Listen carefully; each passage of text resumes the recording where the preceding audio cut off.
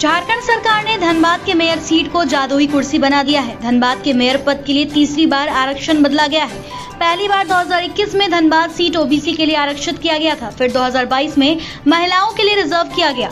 नए निर्णय में धनबाद के मेयर सीट को एसएससी के लिए रिजर्व कर दिया गया है।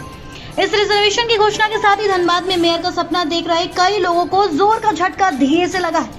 धनबाद के कई दिग्गज नेताओं को बड़ा झटका माना जा सकता है। कई लोग धनबाद में मेयर का चुनाव लड़ने के लिए सपना पाले हुए थे, लेकिन अब ये शेड्यूल कास्ट के लिए रिजर्व कर दिया गया है।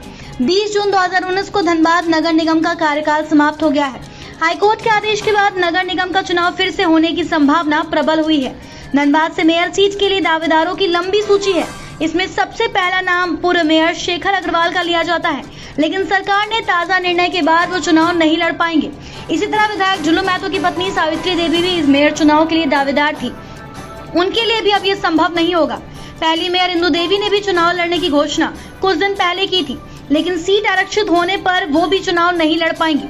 टुंडी विधायक मथुरा महतो के बेटे दिनेश महतो भी इस रेस में थे, लेकिन उनके लिए भी अब संभव नहीं है। इसी तरह आजसू जिला अध्यक्ष मंजू महतो को भी नाम शामिल था, लेकिन उनको भी झारखंड सरकार ने निर्णय ने निराश कर दिया है। पूर्व यार्ड अध्यक्ष विजय झा भी इस चुनाव की तैयारी में थे, उन्हें भी झटका लगा है। ये बात अलग है कि मेयर पद का चुनाव झारखंड में दलीय आधार पर नहीं होता, लेकिन प्रत्यक्ष और अप्रत्यक्ष रूप से राजनीतिक पार्टियां इसमें एक्टिव रहती हैं। अब शेड्यूल कास्ट उम्मीदवार की घोष पार्टियां करेंगी, भले ही सीधे तौर पर नहीं, लेकिन अप्रत्यक्ष रूप से पार्टियां उम्मीदवारों को समर्थन करेगी।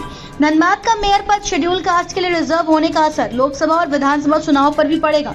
लोकसभा और विधानसभा चुनाव में भी अब उम्मीदवारों की संख्या बढ़ जाएगी। धनबाद से ब्यूरो रिपोर्ट।